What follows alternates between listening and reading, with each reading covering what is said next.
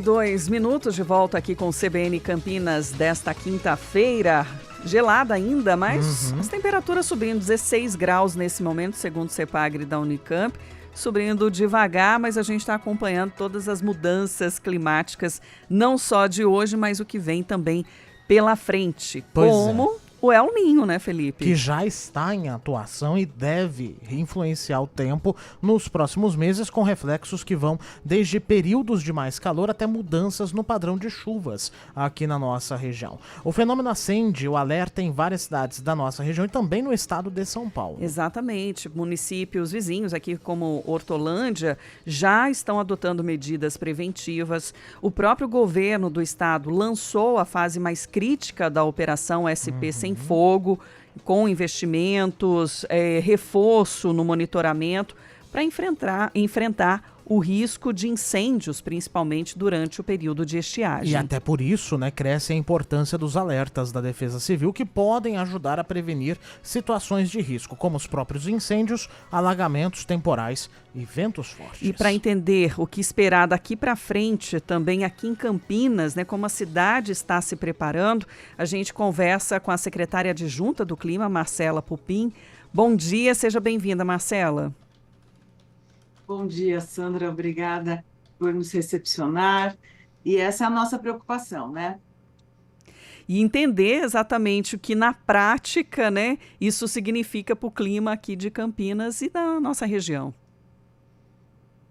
Exatamente.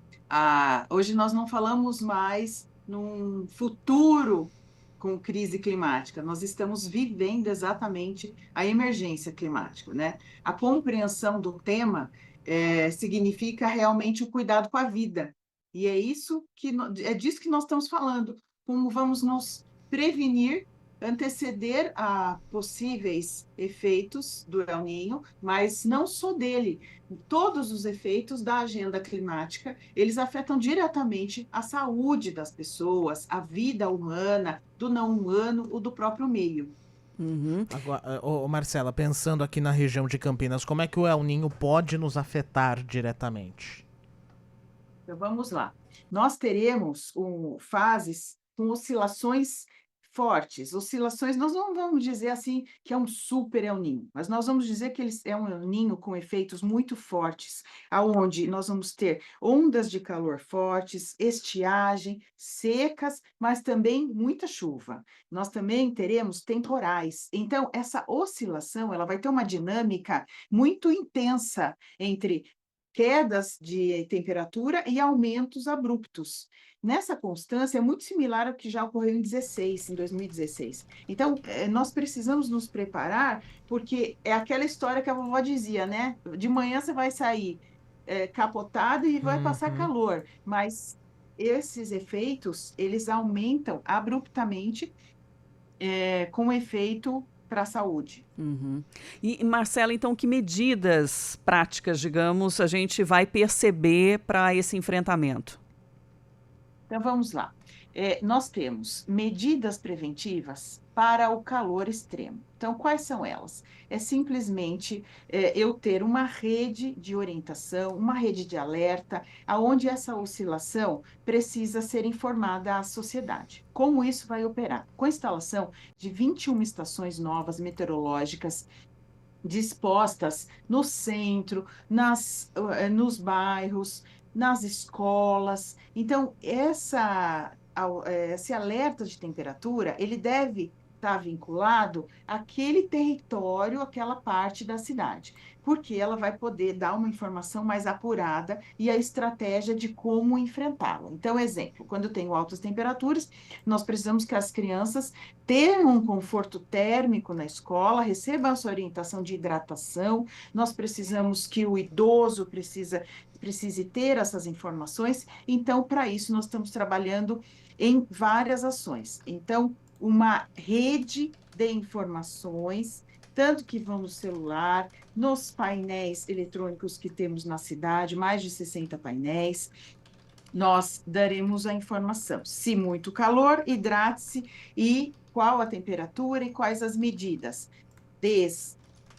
Da medida direta, como que A educação vai trabalhar com o aluno, mas também com todos os outros espaços. Então, Uhum. hidrate-se hoje é aquele comando no calor. No frio, proteja-se. Então, como você olha para as áreas de risco? Como que eu vou traduzir esse impacto de segurança? Para tudo isso, essa rede também precisa ser mais efetiva. Então, nós teremos instalação de bebedouros na cidade para esse comando de hidratação, mais de 40 bebedouros. Nós teremos nas escolas, a climatização de mais de 42 escolas a partir de agosto. Climatização na rede hospitalar. Então, aquele impacto, quando eu recebo a saúde, ela está muito preocupada. Como é que eu adapto a essa crise que a pessoa mesmo sente, os efeitos cardio, para a recepção do enquadramento e do diagnóstico? Uhum. Voltando na escola, as crianças precisam passar o dia equalizados nesse conforto térmico. Então, temos a troca de mais de 50 telhados que vão dar realmente esse conforto e adequação. Já outros tiveram esse efeito em algumas escolas, e com o sucesso deles, nós ampliaremos para mais 50 telhados. Nessa rede dinâmica da cidade, nós temos o efeito das próprias ilhas de calor.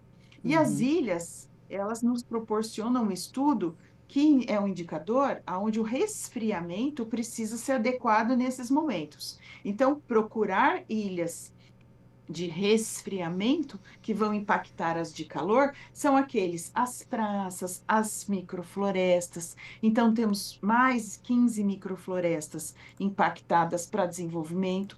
Temos 3 parques lineares que devem ter início agora no final do ano, porque nós estamos terminando o processo de licitação para isso.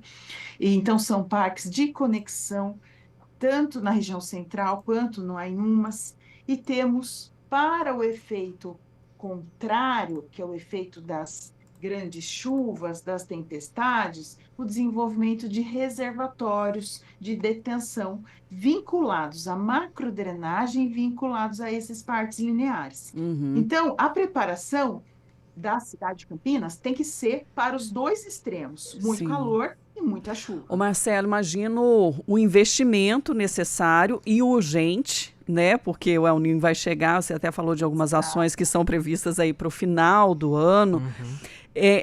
Do financiamento disso, que talvez o poder público nem tenha esses recursos em mãos para já iniciar. Vocês vão fazer parcerias com iniciativa privada? Qual que vai ser a fonte para isso?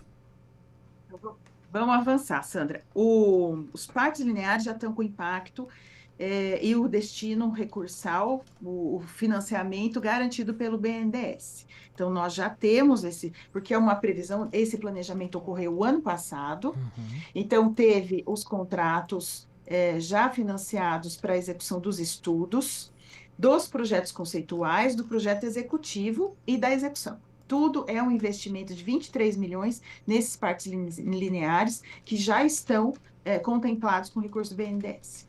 Estivemos desde a COP apresentando portfólios de oportunidades para financiamentos em Campinas. E o BNDES tem sido um grande parceiro para esse desenvolvimento da cidade. A cidade de Campinas também trabalhou com planejamento no PPA, no orçamento climático. É mais do que uma ferramenta orçamentária, é olhar como esse planejamento deve ser executado. E eu vou te falar, Sandra, Hum. que nesse olhar do PPA, tirando aquelas verbas que são já direcionadas, que educação, saúde, a receita de investimento, ela é aquela que sobra de tudo isso. Então, 7,7% por cento dessa receita toda é a chamada de investimento, e ela é toda voltada ao orçamento climático. Então, assim,